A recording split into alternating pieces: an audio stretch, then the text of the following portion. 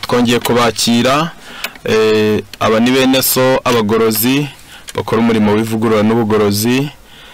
Nge tugiye kubana muri iki cyigisho cya kabiri. Amazina nitwa Iyamuremye Bertin. Ninge tugiye gufatanya kwiga icyigisho cya kabiri. Insanganyamatsiko turi bwigire hamwe nivuga ngo gutanga imbabazi icyo bitumariye. Niryo jambo tugiye kwigira hamwe, gutanga imbabazi icyo bitumariye. Mwene muntu wese aho ari, aho ava akagera, arahemuka, arakosa, akora ibyaha, agwa mu mafuti, ayagushwamo, ayigushamo, ndetse arafudika. N'ibyo agambiriye gukora neza hari igihe abikora nabi. Niyo mpamvu imbabazi zikenerwa. Imana kubwo gukunda mwene muntu ibonye ko yazimiye, yacumuye, ngo yaramubabariye, yohereza Yesu atanga igitambo cye ari cyo mubiri we kugira ngo aduhe imbabazi. Niyo mpamvu natwe tugiye kwigana ijambo rivuga ngo gutanga imbabazi icyo bitumariye. Aho turi burebe ni ku muntu n'undi, ntabwo turi burebe ku muntu n'Imana, ahubwo ubu tugiye kureba imbabazi hagati y'umuntu n'undi. Ese imbabazi zikenewe ndi? Turaza kwibaza ibibazo bitanu. Ese utanga imbabazi ninde? Kuki dusabwa kubabarira? Ubabarirwa ameze ati? Icyo bitumariye twebwe gutanga imbabazi. Icyo umuntu bimutwaye kwimana imbabazi. Nibyo bintu turi buse naho turebera hamwe. Ese utanga imbabazi ninde? Kuki dusabwa kubabarira? Ubabarirwa ameze ate? Icyo bitumariye gutanga imbabazi. Icyo kwimana imbabazi twebwe bidutwaye, twebwe twazimanye. Nibyo bintu turi burebere hamwe. Mbere yuko tujya muri ibyo bibazo ndabanza nsome Matayo 5 umurongo wa 7. Harimo iri jambo: hahirwa abanyembabazi kuko aribo bazazigirirwa. Bwa mbere tubanze twumve ko utanga imbabazi arahiriwe. Hahirwa umunyembabazi kuko ari uzazigirirwa. Luka 11 umurongo wa 4 naho harimo iri jambo rivuga ritya riti: ni isengesho Yesu ari kwigisha abigishwa be gusenga. Aravuga ngo umurongo wa 4, utubabarira ibyaha byacu kuko natwe duharira abarimo imyenda yacu. Impamvu umunyembabazi ahirwa nuko ashobora no kuzisaba. Nicyo gituma umunyembabazi Yesu avuze ngo hahirwa abanyembabazi.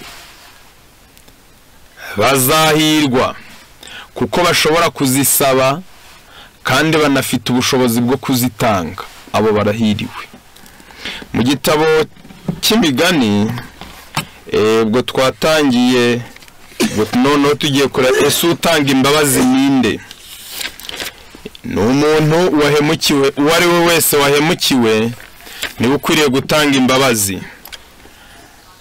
Naho wahemutse we asaba imbabazi, ariko wahemukiwe we arazitanga. Imigani 21 umurongo wa 21 harimo aya magambo agira atya ati: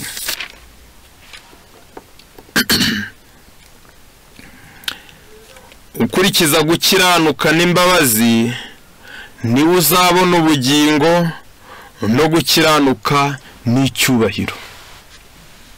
Umuntu ukurikiza ibintu bibiri, agakiranuka akagira n'imbabazi, ibyo azasarura muri uko kugira imbabazi no gukiranuka, kuko twe turi kwigana icyo gutanga imbabazi icyo bitumariye.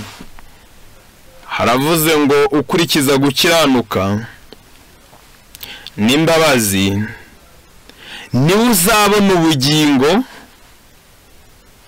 no gukiranuka n'icyubahiro. iyo umuntu ashaka gukurikiza gukiranuka kandi muri uko gushaka gukiranuka ukagira imbabazi, ni ibintu bitatu usaruramo mwene muntu abona iyo agize imbabazi kandi agashaka gukurikiza gukiranuka. Bwa mbere asaruramo abonamo gukiranuka, kabiri abonamo ubugingo, gatatu akanahabwa n'icyubahiro. Nibyo bintu bitatu abo gukiranuka yifuzaga kugenderamo arakubona. Ubugingo yashakaga bwe kurokoka nubwo we yababariye arabibona. Icya gatatu, iyo umuntu akubabariye wumva umukunze kandi ukunda uramwubaha. Icyo nicyo bimariye mwene muntu gutanga imbabazi, nuko asarura mu bugingo, gukiranuka n'icyubahiro.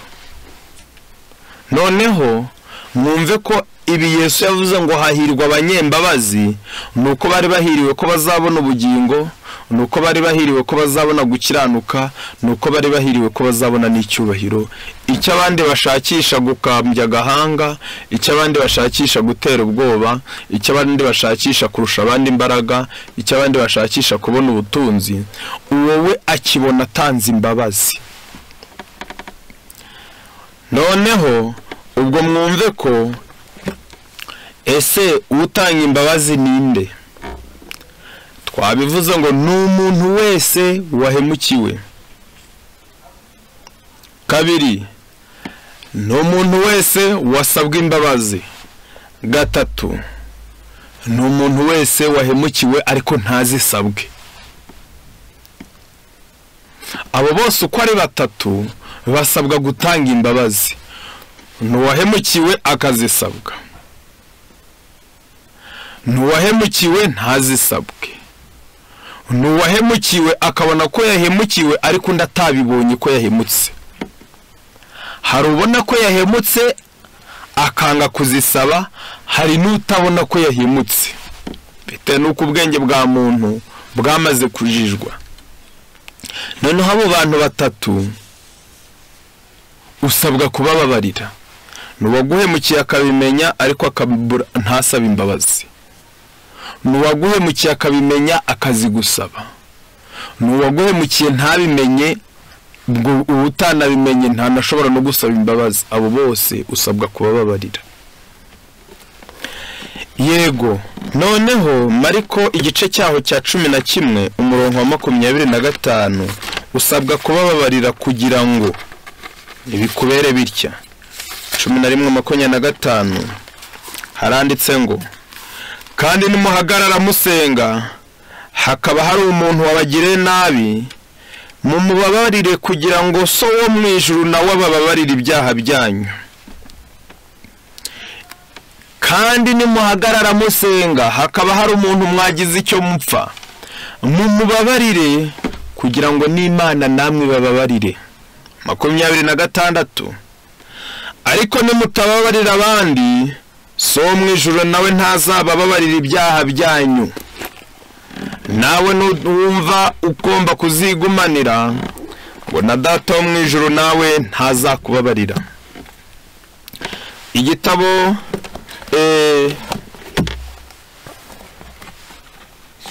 cy'uwifuzwa ibihe byose mu cyigisho cya 31 harimo amagambo atubwira ati cyigisho cya 31 mu cyigisho kivuga ngo ikibwirizwa cyo ku musozi, harimo amagambo atubwira ngo Yesu basobanura uwo murongo. Haranditse hatya hati paje 248 haranditswe hatya hati umunyembabazi azahirwa, azagirirwa imbabazi, kandi ufite umutima uboneye azabona Imana. Igitekerezo cyose cyononekaye cyanduza umutima, kikananiza inzira z'ubwenge, kikagerageza gusibanganya ibyiyumviro bizanwa n'Umwuka Wera. kijimisha iyerekwa ry'umwuka wera maze kikabuza abantu kwitegereza Imana. Uwiteka ashobora kandi yifuza kubabarira umunyabyaha wese wihana, nyamara na nyuma y'imbabazi umutima ukomeza guta isura.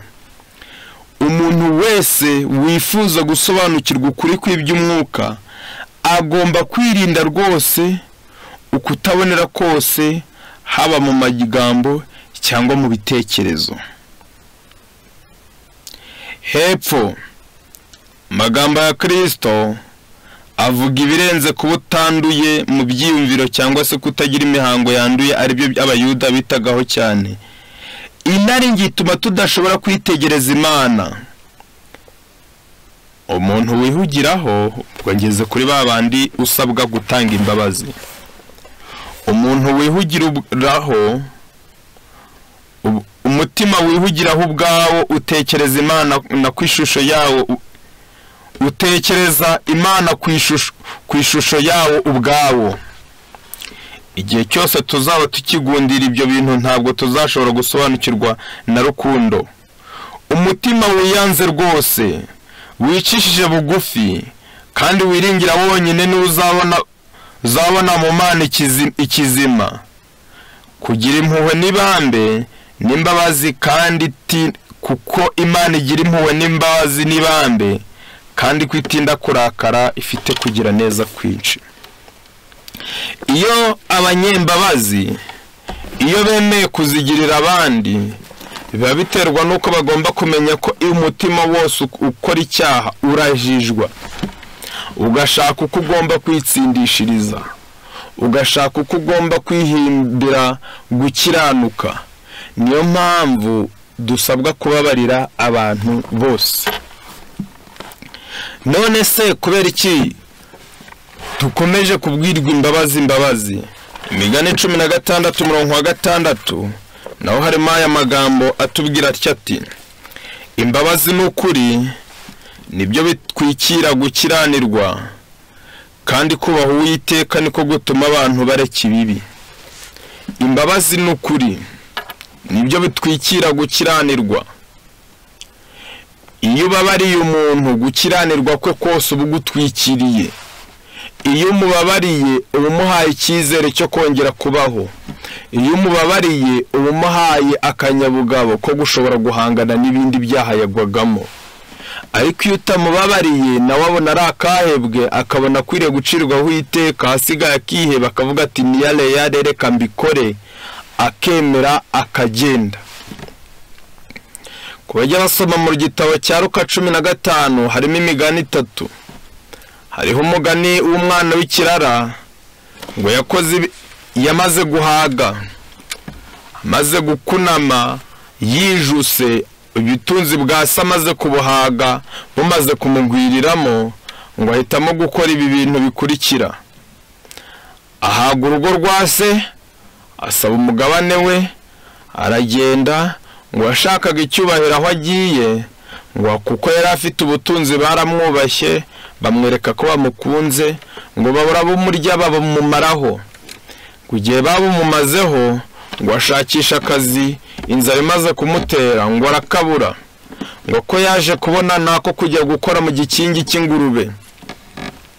Nyiri izo ngurube nawe yarazoroye mu buryo busa naho ari ubwa kijyambere, ngo zari zifite uzishinzwe Jerawazi ushinzwe kureba uko zirya.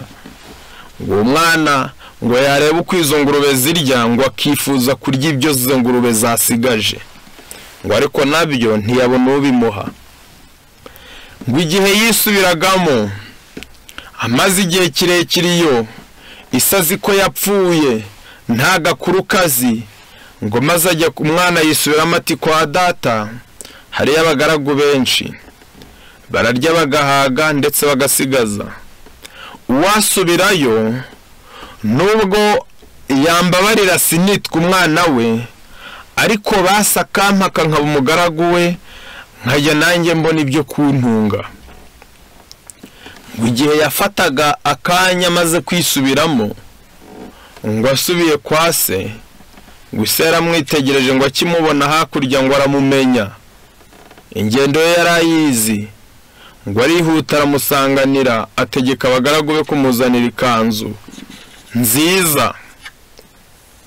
ngo igihe yayimuhaga ngo uwo mwana yaturitse ararira, ati data ntibinkwiriye ko nitwa umwana wawe, ahubwo mba umugaragu wawe.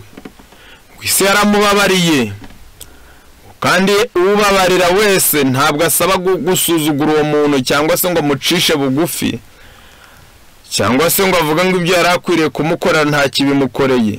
ngo ise yaravuze ati umwana wanjye, iki ni ikimenyimenyi, nibashaka ikimasa cyiza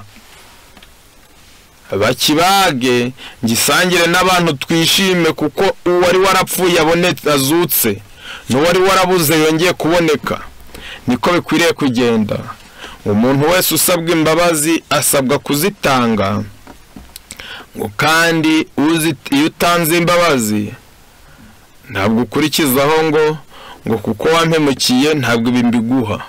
oya, ahubwo iyo umuntu atanze imbabazi, ngo imbabazi akamaro kazo turasomye ngo imbabazi nuko nibyo bitwikira gukiranirwa kwa muntu. imbabazi ziragutwikira abantu bakamubona mu ishusho nziza. 20 umurongo wa 28 Imigani harahagira ati imbabazi n'ukuri nibyo bitera umwami kurama, kandi ingoma ikomezwa n'imbabazi. n'umuntu ushaka kurama, n'umuntu ushaka kugira ngo abaturage bamukunde, n'umuyobozi ushaka kugira ngo abizera bamuyoboke, n'umubyeyi ushaka kugira ngo abana be bamwiyumvemo, n'umugabo ushaka kugira ngo abe bamwubahe, ngo akwiriye kugira imbabazi. koko tubonye ko imbabazi bwa mbere zitwikira gukiranirwa. kabiri, tubonye ko imbabazi zitera icyubahiro. imbabazi zizana ubugingo. imbabazi zituma umuntu akiranuka. noneho niyo mpamvu Yesu yavuze ngo hahirwa abanyembabazi. umurongo ukurikiye twasomye mu Migani 20:28 ariho bari kutubwira ngo kandi ingoma y'umuntu igikomezwa no kugira imbabazi. mwumve ko imbabazi ari iz'igiciro, imbabazi kandi ko zigira umumaro. imbabazi kandi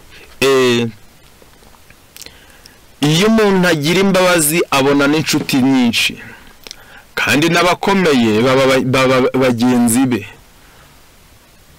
Migani 22 umurongo wa 11 ariho hatubwira ngo ukunda kugira umutima mboneye akagira imbabazi mu byo avuga, umwami azaba inshuti ye. mbese mwumve ko iyo umuntu agira imbabazi, umwami ajya aba inshuti ye. iyo umuntu agira imbabazi ntabwo agira ibimuca intege. muri iki gitabo aka kagingo ndumva kugira ngo abantu bakumve neza, igitabo cya Luka igice cya 6 umurongo wa 37 na Matayo 6:14 haranditse hatya. reka mpere Matayo 6:14 haranditse hatya hati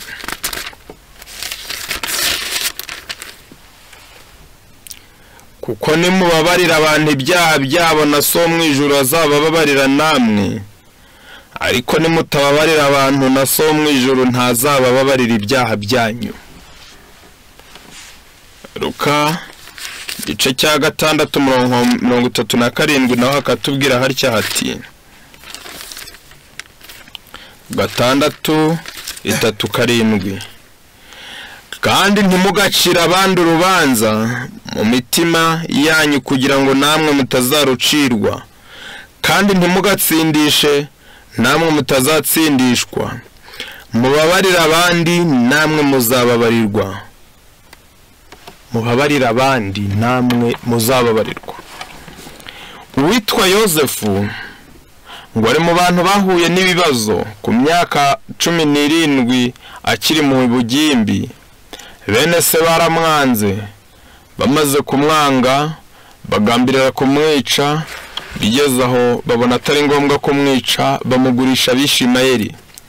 Abishimayeli nabo bari kugenda bahura n'abanyegiputa baramubagurisha. ngo Yozefu agira igihe cyiza cyo kubaho kwa Potifari, ngo maze agira n'ikindi gihe cyo kubaho nabi, arongera ashyirwa muri gereza. Igihe yageraga muri gereza ngo yaje kurotorera abantu inzozi zabo, ababwira ubusobanuro bwazo, ngo umwe bose bigenda uko yabibabwiye. Arongera agira ikindi gihe cyo kuguma muri iyo gereza atibukwa. Harongera hagera ikindi gihe aza kwibukwa. Umwami Farawo aramwibuka, aza kugera ubwo ahinduka minisitiri w'imari w'icyo gihugu, aba ari ugenga ubukungu bw'igihugu, kugira ngo mu myaka 7 y'uburumbuke n'imyaka 7 yo kurumbya, ngo muri icyo gihe umwami yamubonyemo imbabazi, abona ko ari ukwiriye kuba umutware we, ukwiriye kuyobora ibyo bintu, akagaburira abantu bose ba Egiputa, kuko bamubonagamo imbabazi. Niyo mpamvu twasomye ngo Imigani 20 umurongo wa 28 aho bavugaga ngo ingoma y'umwami ikomezwa n'imbabazi, kandi mu gice cyaho cya 21 umurongo wa 21 aho bavugaga ngo ukurikiza gukiranuka n'imbabazi niwe uzabona ubugingo no gukiranuka n'icyubahiro, kandi ngo ukunda kugira umutima uboneye akagira imbabazi mu byo avuga, umwami azaba inshuti ye. Umwami amaze kuba inshuti ye, Yozefu yakomeje gusohoza kugira imbabazi. Itangiriro 50 ariho nshaka kugira ngo mwumve. Itangiriro igice cyaho cya 50 aranditse hatya hati guhera ku murongo wa 14.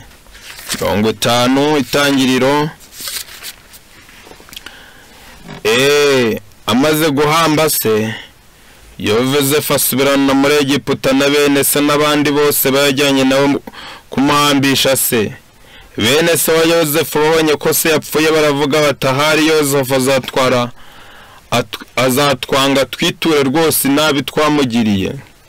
Abatuma kuri Yozefu bati so atarapfa yadutegetse ati muzabwire Yozefu ibi, arakwinginze babarira bene so igicumuro cyabo n'icyaha cyabo, kuko bakugiriye nabi. None turakwinginze babarira abagaragu b'Imana ya so igicumuro cyabo. Yozefu babimubwiye ararira, ndetse bene se baragenda bamwikubita imbere, baramubwira bati dore turi abagaragu bawe. Yozefu arababwira ati mwitinya, mbese ndi mu cyimbo cy'Imana? Ku bwanyu mwari mushatse kungirira nabi, ariko Imana yashakaga kubizanisha ibyiza, kugira ngo isohoze ibi biriho, none ikiza abantu benshi urupfu. None mwe gutinya, nzajya mbagaburirana n'abana banyu bato. Arabahumuriza ababwira neza. Uyu niwe munyembabazi. Na se Dawidi na se Yakobo igihe yajyaga gutanga umurage mu Itangiriro 49, yarabitegereje aravuga ati, avuga aya magambo kuri Yozefu kuko yari yaramenye ibyabaye. Avuga aya magambo agira ati kuri Yozefu. Itangiriro 49 umurongo wa 22. Yozefu ni ishami ry'igiti cyera cyane, ishami ry'igiti cyera cyane kiri hagati y'isoko. Amashami yacyo arenga inkike y'igihome. Abarashi bamugiriye iby'urwango, bamurashe imyambi y'akarengane, ariko umuheto we nturakabanguka.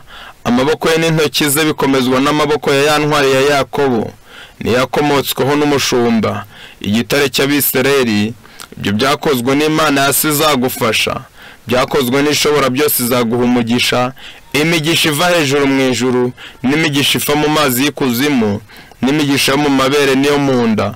Imigisha sahesha irenze yaheshejwe na data na sogokuruza, igera ku rugabano rw'imisozi ihoraho, izaba ku mutwe Yozefu mu izingiro rye, niwe mutware wa bene se. Uyu ni Yozefu wavugwaga. Yakobo yitegereje imbabazi ze, Yakobo yitegereje urwango yagiriwe, asohoje amagambo Yesu yavuze ngo hahirwa abanyembabazi. Yakobo amusabiye umugisha ngo urenze uwo basekuruza batsabiye abantu. uwo ni umunyembabazi. None se koko kuki dusabwa gutanga imbabazi? Mu gitabo cy'abahirwa ni bande, ndakoresha igitabo cy'Ikinyarwanda, page ya 76 harimo aya magambo agira ati abahirwa ni bande 7:6 haranditse ngo ntabwo dukwiriye kugerageza gupfobya ibicumuro byacu dushakira ibyaha kanzu. Dukwiriye kwemera icyaha uko Imana kivuga, kandi mu by'ukuri kiraremereye. I Karuvari honyine niho hashobora kugaragaza ububi bw'icyaha buteye ubwoba. Iyaba twari abo kwiyikorera igicumuro cyacu cyabasha kuduturitsa, ariko umuziranenge yatwaye umwanya wacu, nubwo atarabikwiriye yikoreye gukiranirwa kwacu. Nitwatura ibyaha byacu, Imana niyo kwizerwa kandi ikiranukira kutubabarira ibyaha byacu no kutwezaho gukiranirwa kose. Mbega ukuri gutangaje nk'uko itegeko ryayo riri, nitsindishiriza abizera Yesu bose.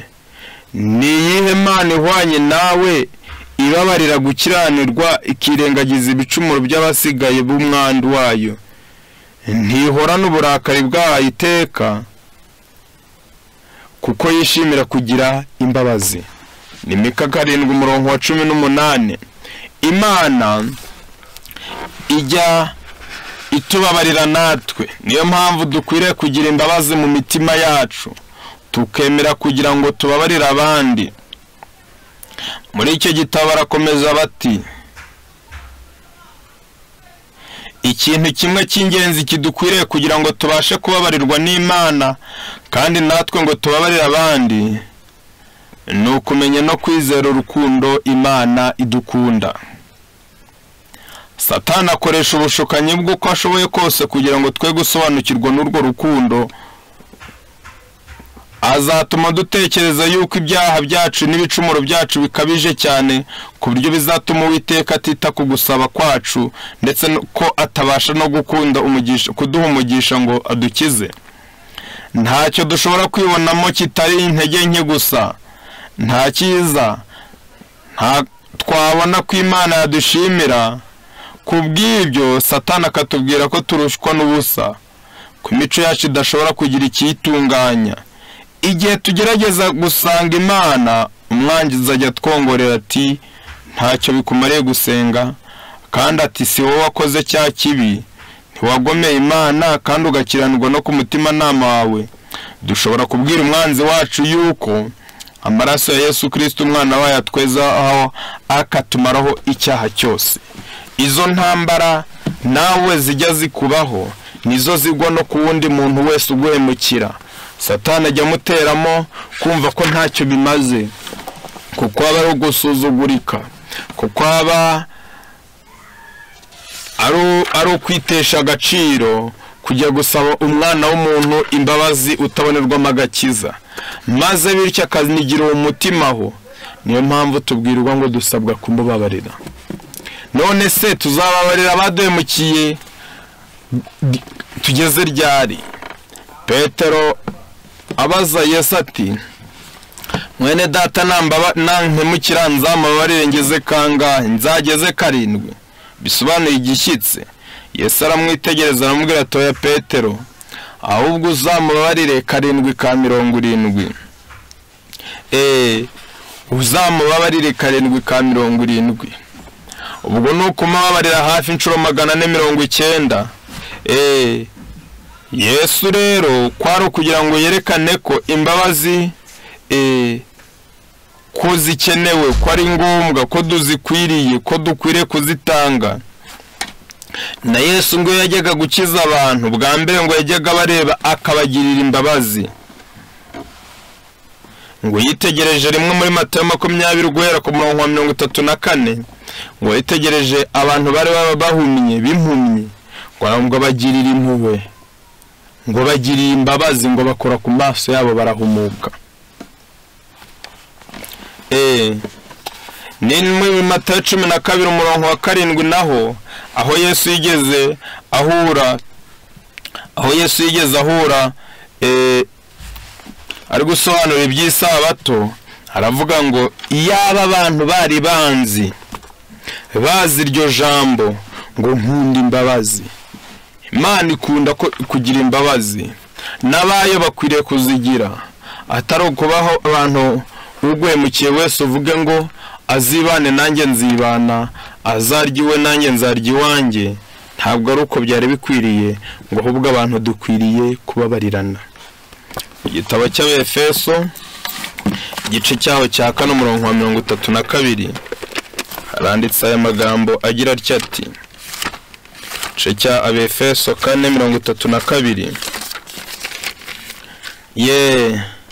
mugirirane neza, mugirirane imbabazi, mubabarirane ibyaha nk'uko Imana yababariye muri Kristo.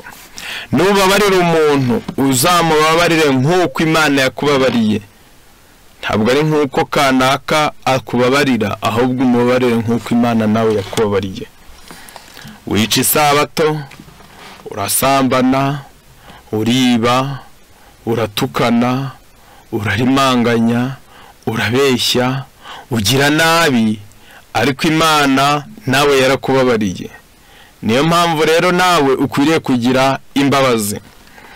Igitabo cya Mariko twasomyemo ngo nitubabarira abantu, natwe Data wo mu ijuru azatubabarira natwe. Ese none ubwo imbabazi zikwiriye kuba zigera kuri bande? Abahirwa ni bande? Paje yaho ya 75 haranditse hatya ati, Yesu yigisha yuko Imana ishobora kutubabarira mu gihe natwe tubabariye abandi. Yesu yigishije yuko Imana ishobora kutubabarira mu gihe natwe dufashe umwanya ibyari biturimo twakorewe tukababarira abandi, ngo natwe Imana izatubabarira.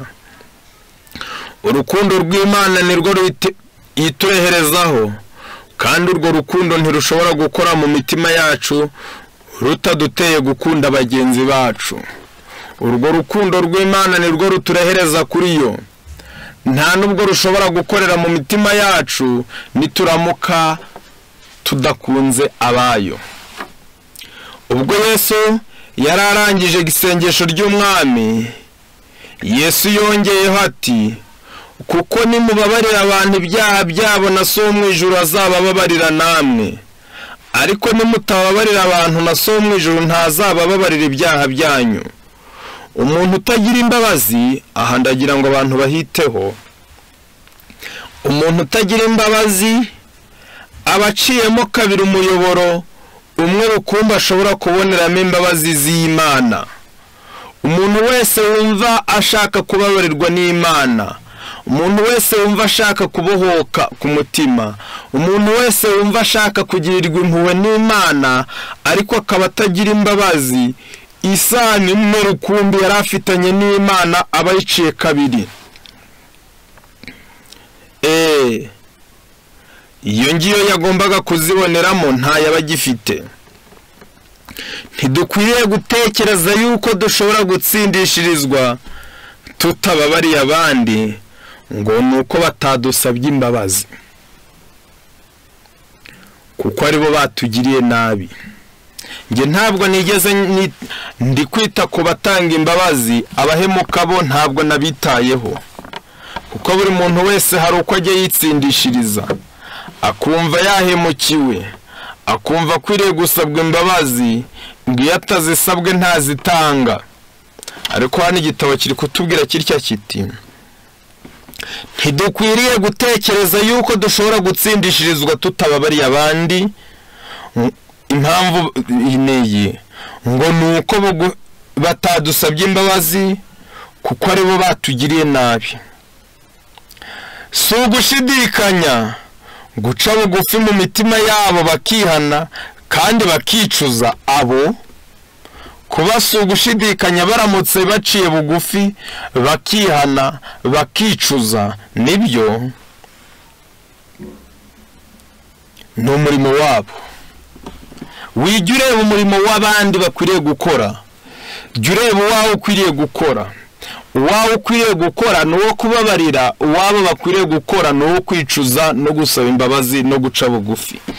Ariko se niba batabikoze ngo wowe ukwiriye kubabarira, kuko niyo sano imwe rukumbi ufite yo kuboneramo imigisha y'Imana, kandi niyo sano imwe rukumbi ufitanye n'Imana yo gushobora gutsindishirizwa no kubabarirwa. Ngo ariko iyo utazigira utazitanga, ngo nawe isano imwe rukumbi wari ufite iracika hepfo. Ariko dukwiriye kugira umwuka w'imbabazi ku baducumuyeho, baba batwicujijeho cyangwa se batatwicujijeho. Ahubwo uko twiringira kubabarirwa ibyo twakiraniwe ku Mana, niko dukwiriye kubabarira abantu bose batugiriye nabi. Ariko kubabarira gufite ubusobanuro burenze uko benshi babitekereza. Igihe Imana isezerana yuko izabababarira rwose, igaragaza uburyo iryo sezerano rirenze uko tubisobanukirwa, ivuga iti, erega ibyo nibwira si byo mwibwira, kandi inzira zanyu si zimwe n'izanjye, niko Uwiteka avuga. Nk'uko ijuru risumba isi niko inzira zanjye zisumba izanyu, n'ibyo nibwira bisumba ibyo mwibwira. Kubabarira kw'Imana si igikorwa cy'ubucamanza dukirisha gucirwaho iteka. Ntabwo ari ukubabarirwa ibyaha gusa, ahubwo ni ukudukura mu byaha. Natwe iyo tubabariye tuba dutwikiriye ibyaha bya bagenzi bacu. Natwe tubabariye tuba turokoye ubugingo bwabo. Ubwinshi bw'urukundo rw'umucunguzi nibwo buduhindura umutima. Dawidi yarasobanukiwe neza n'imbabazi ubwo yasengaga ati, Mana undeme mu mutima wera, unsubize mu mutima ukomeye. Arongera avuga ati, nk'uko aho izuba rirasira hitariye aho rirengera, uko niko yajyanye kure yacu ibicumuro byacu. Imana yitangiye muri Kristo kubw'ibyaha byacu. Yapfuye urupfu rubi rwo ku musaraba, yikoreye umutwaro w'ibyaha byacu. Umukiranutsi yazize abakiranirwa kugira ngo atugaragarize urukundo rwe kandi atwireherezeho. Kandi aravuga ati, mugirane neza, mugirane imbabazi, mubabarirane ibyaha nk'uko Imana yababariye muri Kristo Yesu. Bene data, ngo ntabwo dukwiriye gukuza ububabare bwacu, nta nubwo dukwiriye gukuza uko twahemukiwe kose, nta nubwo dukwiriye kwibabarira ngo twigirire impuhwe bitewe n'uko baduhemukiye ngo badukomerekeje cyane bakatubabaza. Ngo ahubwo imbabazi zijya zitwikira ibicumuro, imbabazi zijya zituma umuntu abona ubugingo. Ngo kuko natwe nitubabarira ibyaha abantu, natwe Data wa twese wo mu ijuru azatubabarira. Rero ntabwo abadusabye imbabazi aribo dusabwa kubabarira gusa, ahubwo n'abatazidusabye. Igitabo cy'Ibyakozwe n'Intumwa igice cyaho cya 7, muzahera ku murongo wa 37. Uwitwa Stefano igihe yari afashwe agiye guterwa amabuye, ngo maze arararama asenga asaba Imana, ngo asabira abamutera amabuye. Ese abo yasabiye bari bamusabye imbabazi? Oya, mwumva uko bimeze. Byakozwe n'Intumwa igice cya 7. Haranditse hatya ati, bakimutera amabuye arambaza aravuga ati, Mwami Yesu akira umwuka wanjye. Arapfukama avuga ijwi rirenga ati, Mwami ntubabareho iki cyaha. Maze kuvugayo atyo arasinzira, nuko Sawuli nawe ashima ko yicwa. Uyu ni Stefano, yari ari gusenga Imana ayisaba, aravuga ati, Mana ntubabareho iki cyaha, ubababarire, ubagirire neza, ntubabareho ibicumuro byabo, kuko n'ubundi ntabyo bari bari kubona. Niyo mpamvu ngo na Pawulo nawe ari we Sawuli ngo yaje gushima ko yicwa. None se ntibigoye? Yego biragoye kubabarira umuntu udasaba imbabazi. ariko ngo uzisaba wese azazihabwa kandi ukomanga azugururirwa. Birakwiriye ko rero twese dutanga imbabazi. Mu iki gitabo cy'Itangiriro 45 urundi rugero rwa kabiri urwo dukwiriye kugeraho dutanga imbabazi, haranditse hatya hati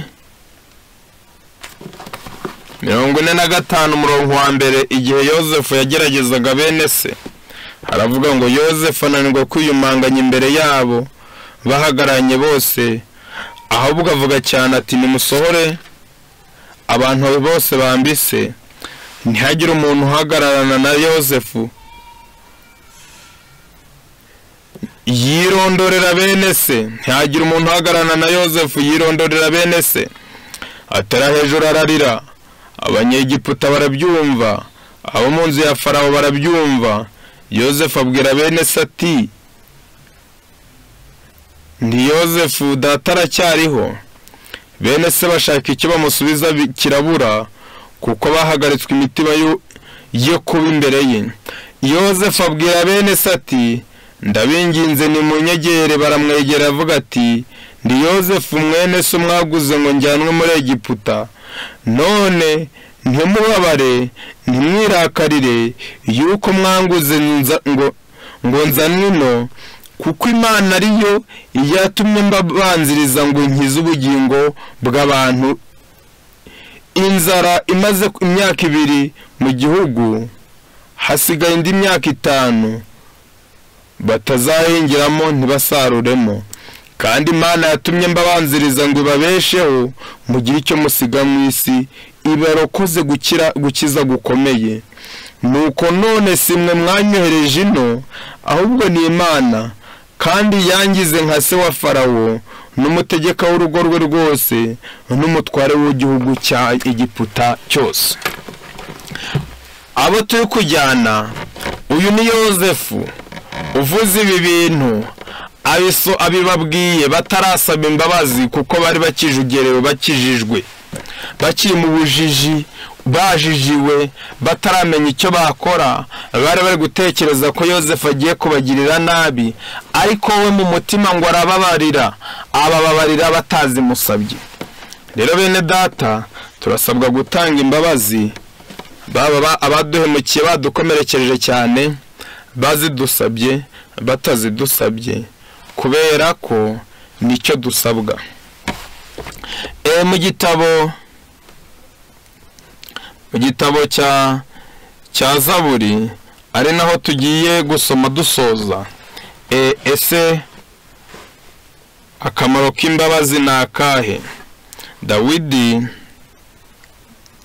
143 umurongo wa 8 mu isengesho rye yarasenze ati mu gitondo nyumvisha imbabazi zawe, kuko ari wowe niringira, umenyesha inzira nkwiriye kunyuramo, kuko ari wowe ncururira umutima.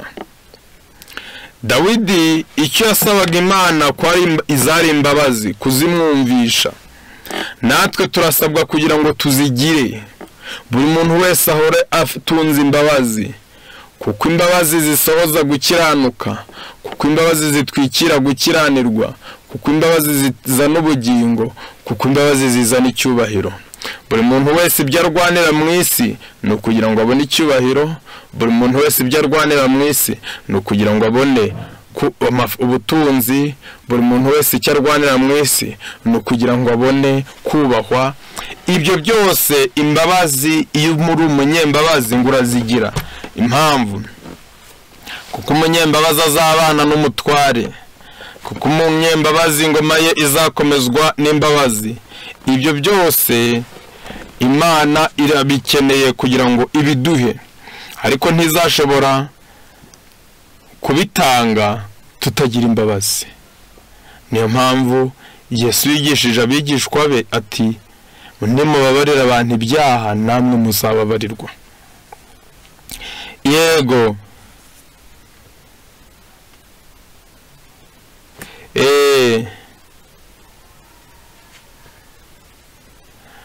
turashoje ariko dusoreje kuri iri jambo ritubwira ngo ese gutanga imbabazi icyo bitumariye.